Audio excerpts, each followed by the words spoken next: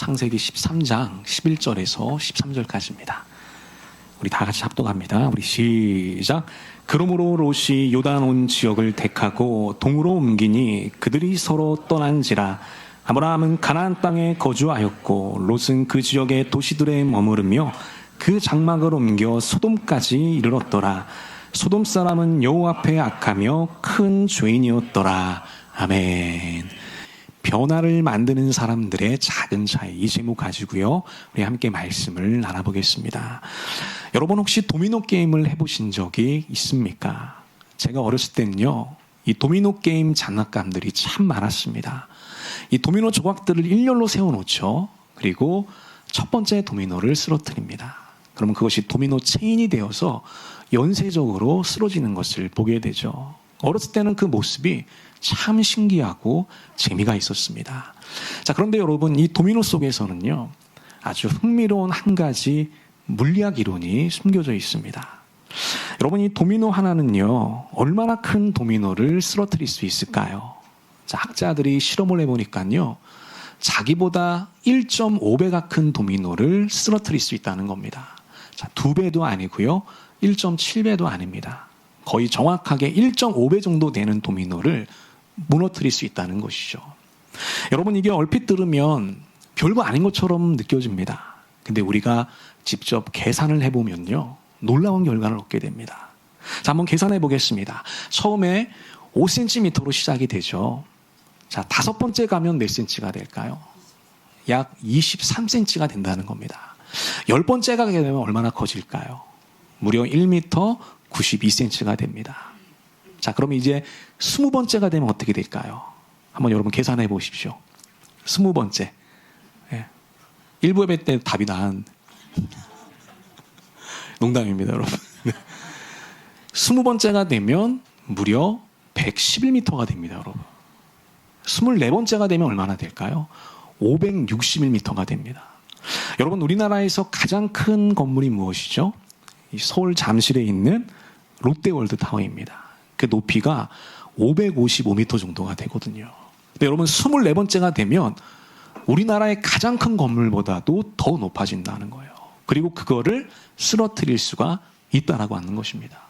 여러분 참으로 놀랍지 않습니까? 처음에 몇 센치로 시작했죠? 5cm로 시작했습니다. 자, 그런데 그 작은 도미노 하나가요 상상할 수 없는 힘으로 이어지게 되고 마침내는 놀라운 결과를 만들어냈다고 하는 것입니다. 여러분 우리의 인생도 마찬가지라는 것이죠. 우리는 변화라고 하면요 거창한 것을 생각합니다. 큰 결심, 큰 계획, 큰 능력을 생각하죠. 이러한 것들이 있어야 우리 인생이 달라진다고 생각해요. 근데 여러분 그게 아니라는 것입니다. 여러분 변화를 만드는 사람들을 보면요 거창한 게 없어요. 작은 차이가 있다는 것입니다. 한번 따라해 보겠습니다. 작은 차이가 큰 변화를 만듭니다. 우리 한 번 더. 작은 차이가 큰 변화를 만듭니다. 여러분 그 작은 차이 안에요 이미 다음 스텝을 변화시킬 만한 놀라운 힘이 들어있다고 하는 것입니다. 자, 그래서 오늘은 우리가 변화를 만드는 사람들의 이 작은 차이를 살펴보려고 합니다. 여러분 그 작은 차이는 우리가 관점에 따라서 여러 가지로 설명이 가능할 것입니다.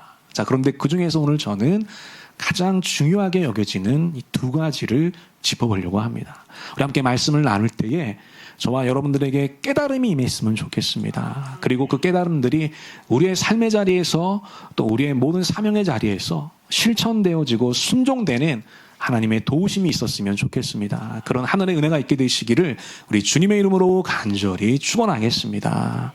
자, 우리 먼저 첫 번째 한번 보겠습니다. 첫째는 이것이죠. 변화의 첫걸음은요 환경을 바꾸는 것이라는 겁니다. 정말 중요한 얘기예요. 따라해 볼까요? 환경이 나를 만듭니다. 한 번 더. 환경이 나를 만듭니다. 여러분 우리는 변화는 우리 마음에서 시작한다고 생각하죠. 마음의 각오와 결심이 있어야 된다고 생각합니다. 물론 맞습니다. 거기서 시작이 돼요. 자, 그런데 오늘 성경은 그 마음만큼 중요한 것이 있다는 거예요. 또 다른 것을 얘기합니다. 그게 뭐냐면 바로 환경이라고 하는 것입니다. 자, 우리 창세기 13장 12절 한번 보겠습니다. 한번 읽어볼까요? 우리 시작. 아브라함은 가나안 땅에 거주하였고 롯은 그 지역의 도시들에 머무르며 그 장막을 옮겨 소돔까지 이르렀더라. 아멘. 여러분 여기 보면 두 사람이 나오잖아요. 누굽니까? 아브라함과 그의 조카 롯이 나옵니다. 자, 이들은 원래 같이 살았죠. 한 공간에 있었습니다. 근데 시간이 지날수록 가축과 재산들이 불어나게 되어 공존이 불가능해졌습니다. 그래서 아브라함이 먼저 분가를 제안하게 되죠. 롯아, 너가 먼저 원하는 지역을 선택해라. 내가 양보하겠다. 자, 이에 롯은 눈을 들어 지역을 살펴보게 되죠. 그때 어떤 지역이 들어옵니까? 이 요단 지역이 눈에 확 들어오게 됩니다. 그것은 물이 넉넉했고요. 또 땅이 기름진 곳이었습니다. 주저없이 그곳으로 결정했다는 거예요. 근데 여러분 여기서 롯의 판단 기준이 뭐였죠? 눈에 보기에 좋은 곳이었습니다. 당연히 자원이 많고 땅이 기름지니까요. 본능적으로 그것을 선택했던 것이죠. 자, 그런데 문제가 뭐였냐면 그곳에 어떤 사람들이 사는지는 전혀 고려하지 않았다는 거예요. 자, 객관적인 지표는 잘 선별했어요. 잘 판단했습니다. 근데 정작 그곳에 누가 살고 있는지, 어떤 사람들이 살고 있는지는 전혀 생각하지 않았다는 것입니다. 자, 그래서 이제 롯은요, 자리를 옮기기 시작합니다. 자, 근데 재밌게도 그 동선이 방금 읽은 이 12절에 나와 있다는 거예요. 여러분 이 12절에 보면 롯의 동선이 나와 있죠. 처음에는 어디에 거주했습니까? 그 지역의 도시들이라고 나오죠. 이게 요단 지역에 있는 다양한 도시들이에요. 거기들을 여기저기 다니면서 머물렀습니다. 근데 장막을 점점 옮겨서 어디까지 갔다는 거예요? 소돔까지 갔다고 하는 것이죠. 여러분 롯은요, 처음부터 소돔에 들어간 게 아니에요. 그리고 나는 소돔 사람이 될 거야 이렇게 결심하고 이사 간 적도 없습니다. 그냥 단지 요단 지역에 있었을 뿐이에요. 근데 이상하게 점점 어디로 이끌려가요? 소돔으로 이끌려가게 됐다는 거예요. 자, 그래서 여러분 롯을 보게 되면 처음에는 소돔 근처에서 살게 되죠. 시간이 지나니까 이제 어떻게 돼요? 소돔 안으로 들어가게 됩니다. 또 시간이 지나니까 어떻게 될까요? 소돔의 성문 곁에 앉은 사람이 됐다는 거예요. 여러분 이 장면이 19장에 다 나옵니다. 창세기 19장에 기록이 되어 있어요. 여러분 그 당시 성문 곁에 앉았다. 이게 무슨 표현일까요? 이게 하나의 관용구입니다. 뭐냐면 그 도시의 유력자가 됐다는 것이에요. 재판관이 됐다는 겁니다. 장로가 됐다는 것이죠. 여러분 이 소돔성에 살다 보니까요, 어느새 그 도시 사람으로 변모가 되었다고 하는 것이죠. 근데 여러분 결론은 어떻게 돼요? 그 성은 망하게 됩니다. 그래서 여러분 롯은요, 재산도 잃고요, 사위들도 잃었죠. 그리고 결정적으로 누구를 잃어버리게 되죠? 아내까지도 상실하게 됩니다. 여러분 여기서 우리는 기억해야 될 것이 있어요. 자, 뭐냐면 롯이 아브라함과 함께 있을 때는요, 아무런 문제가 없었다는 거예요. 별 문제가 없었어요. 오히려 재산이 불어났죠. 풍요로운 삶을 살았습니다. 자, 그런데 환경이 바뀌니까, 그의 삶의 자리가 바뀌니까요, 롯의 결론이 달라졌다고 하는 거예요. 여러분 이게 바로 성경이 말하는 환경의 힘인 것입니다. 여러분 게다가 롯은요, 죄인이었을까요? 롯은 악인이었을까요? 그가 악인이어서 망했던 걸까요? 그게 아닙니다, 여러분. 우리가 베드로 후서를 보면요, 2장에 보면 롯은 의인이라고 나옵니다. 그러니까 여러분 롯이 망했던 것, 롯이 무너졌던 것은 그가 악인이라서 망한 게 아니라는 거예요. 그가 무너졌던 이유는요, 딱 한 가지였습니다. 안 좋은 환경에 너무 오랫동안 있었기 때문이라는 거예요. 그래서 무너졌다고 하는 것입니다. 여러분 이처럼 우리의 환경과 자리는요, 우리가 생각하는 것보다 훨씬 강력하다고 하는 것이죠. 내 삶의 환경이 어떻게 세팅되어 있느냐, 내 일상의 틀, 내 삶의 틀이 어떻게 만들어져 있느냐, 여러분 여기에 따라서 나의 생각과 나의 선택과 나의 감정과 나의 행동들이 결정이 된다는 것입니다. 여러분 그래서 환경을 세팅할 땐 내가 처음에 세팅하죠. 근데 여러분 시간이 지나면요, 그 환경이 나를 만들어가게 되는 것이죠. 그래서 여러분 내가 무엇을 자주 보는지, 내가 누구를 자주 만나는지, 내가 어디에 시간을 많이 쓰는지, 결국 그것이 내 삶과 신앙을 결정한다는 거예요. 여러분 그래서 우리의 삶의 환경을 다시 한번 점검해보고 세팅해 가는 것이 너무나도 중요하다는 것입니다. 여러분 우리는 끊임없이 결심하죠. 우리는 마음의 각오를 다집니다. 그런데 그 각오의 열매가 왜 안 맺어지는 것이냐? 여러분 그 결심을 성공시킬 만한 우리의 삶의 자리가 세팅되어 있지 않기 때문이라는 거예요. 그럼 아무리 각오하면 뭐합니까? 아무리 결단하면 뭐합니까? 삶의 자리는 그대로예요. 여러분 그러면 넘어질 수밖에 없다고 하는 것입니다. 저는 우리 모두에게 우리의 삶의 자리와 우리의 환경을 잘 점검해 볼 수 있는 그런 지혜와 명철이 있게 되시기를 우리 주님의 이름으로 간절히 축원하겠습니다. 그래서 다시 리셋하고 세팅해야 된다. 그래야 진짜 우리에게 변화가 찾아온다는 것입니다. 여러분 1854년 19세기 중반이죠. 영국 런던에서 무서운 전염병이 돌았습니다. 어떤 병이었냐? 바로 이 병이었어요, 여러분. 뭐죠? 콜레라였습니다. 특히 소호라고 하는 동네가 있어요. 런던 안에 소호라는 동네가 있습니다. 근데 여기에서 아주 많은 사상자들을 내게 됩니다. 당연히 사람들은 공포에 휩싸였고요. 도대체 이 병의 원인이 무엇인가 찾기 시작했어요. 사람들이 그 원인을 하나 지목하게 됐는데 뭘로 지목했을까요? 바로 공기라고 생각했습니다. 여러분 19세기 중반이잖아요. 영국에서 뭐가 한창 있었죠? 산업혁명이 있었습니다. 그래서 뭐가 뿌했을까요? 공기가 뿌하죠. 스모그 현상이 있었거든요. 그래서 저 나쁜 공기 때문에 그런 거다. 사람들이 더러운 공기를 마셨기 때문에 병에 걸린 거다. 이렇게 생각을 했습니다. 근데 안타까운 건 뭐냐? 그럼에도 불구하고 사람들이 이제 막 창문을 닫고 마스크를 쓰고 다녔는데 그럼에도 불구하고 여전히 많은 사람들이 죽어왔다고 하는 것입니다. 자, 그런데 여러분 그때 한 사람이 등장하죠. 바로 이 사람입니다. 존 스노우라는 사람이에요. 여러분 성이 스노우입니다. 눈이에요, 눈. 여러분 참 재밌는 이름이죠. 근데 여러분 이 사람의 직업이 의사였어요. 여러분 스노우는요 조금 남다르게 접근을 했습니다. 자, 지도를 펼쳐놓고 사망자들의 집을 이 빨간 점으로 다 마킹했던 것이죠. 그리고 그것을 이어봤습니다. 놀라운 게 보였어요. 바로 한 곳을 빙 둘르고 있었던 겁니다. 여러분 그곳이 어떤 곳이었을까요? 바로 큰 대로에 있는 공용 물 펌프였다는 거예요. 여러분 그 펌프는 그 소호 사람들에게 식수를 제공했던 펌프거든요. 그러니까 여러분 문제는 공기가 아니라 뭐였다는 겁니까? 물이었다는 것이죠. 식수였다는 겁니다. 자, 스노우가 어떻게 했을까요? 당국에 건의를 해서요. 그 물펌프의 손잡이를 떼어버리게 됩니다. 여러분 그게 전부였어요. 사람들을 막 고친 것도 아니고요. 또 갑자기 의학이 발전한 것도 아닙니다. 그냥 그 손잡이 하나를 떼어냈을 뿐입니다. 어떤 결과가 나타났을까요? 그 무섭던 콜레라가 가라앉게 됐다는 것이죠. 여러분 그 환경적인 세팅 하나를 다르게 했을 뿐인데 놀라운 결과가 났다는 거예요. 그 손잡이 하나가 아주 중대한 전환점이 됐다고 하는 것입니다. 그래서 여러분 그 손잡이는요 지금도 보건 역사에서 굉장히 중요한 상징을 갖고 있다는 거예요. 그 손잡이 하나가요. 여러분 우리 인생도 마찬가지죠. 환경적인 세팅이 중요하다. 너무나도 중요하다는 겁니다. 여러분 그런데 특별히 계속해서 나를 무너뜨리는 자리가 있다는 거예요. 어떤 사람에게는 그것이 재정이 될 수도 있고요. 어떤 사람에게는 그것이 시간이 될 수도 있습니다. 여러분 우리는 시간을 지금 잘 사용하고 있습니까? 어떤 사람엔 그게 사람이 될 수도 있고요. 어떤 사람엔 그게 감정이나 우선순위가 될 수 있어요. 자, 중요한 건 뭐냐? 내가 자꾸 넘어지는 자리가 있다는 거예요. 여러분 우리가 그 자리에 있으면 우리는 절대로 성공할 수가 없다는 것입니다. 의지의 문제가 아니라는 겁니다. 내가 아무리 의지가 충만해도 환경이 그렇게 돼 있으면 여러분 롯이 넘어졌던 것처럼 롯은 악인이 아니었어요. 환경이 그러니까 무너졌잖아요. 우리도 롯처럼 그렇게 넘어질 수밖에 없다라고 하는 것이죠. 저는 우리 모든 전민의 성도들이요, 우리의 환경과 자리를 잘 점검해 봤으면 좋겠습니다. 나의 경건한 삶을 방해하는 것은 무엇인가?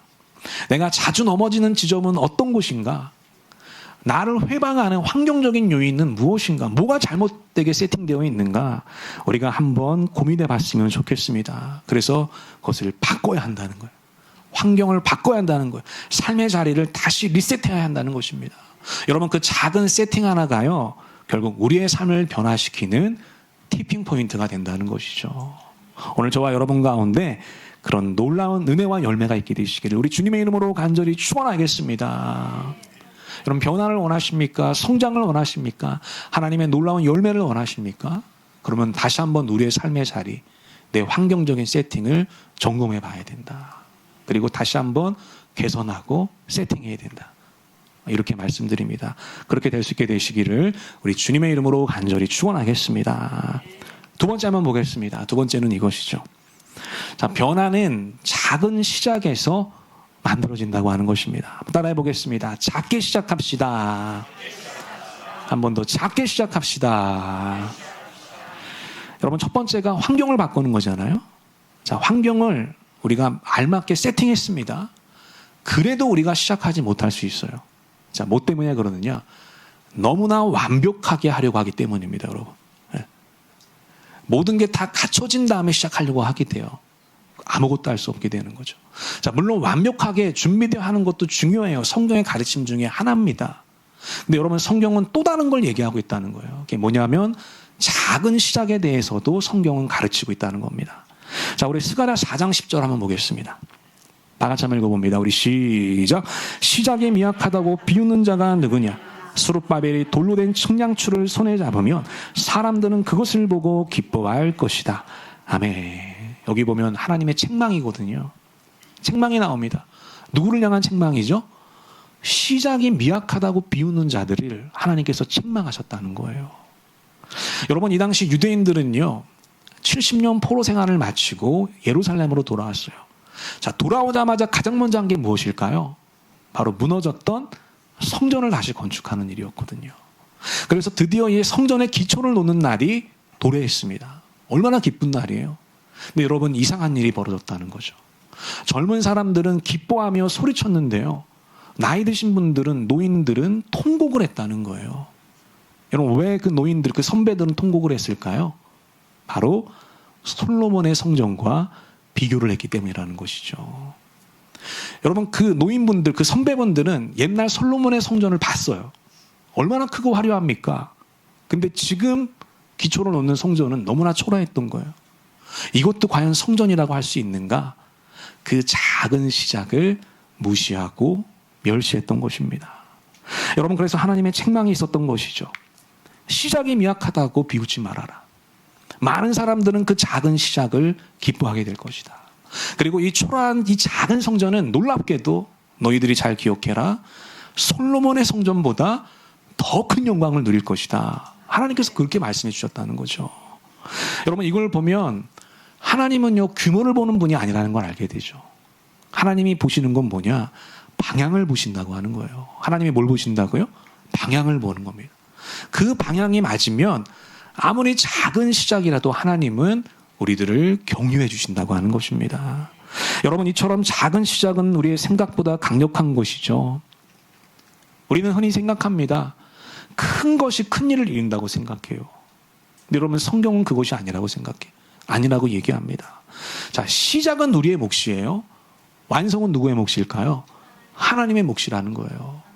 여러분, 그래서 우리가 작게나마 시작하면 하나님이 우리의 그 작은 시작, 어떻게 보면 믿음이죠. 그걸 보시고 우리를 완성으로 이끌어 가신다고 하는 것입니다.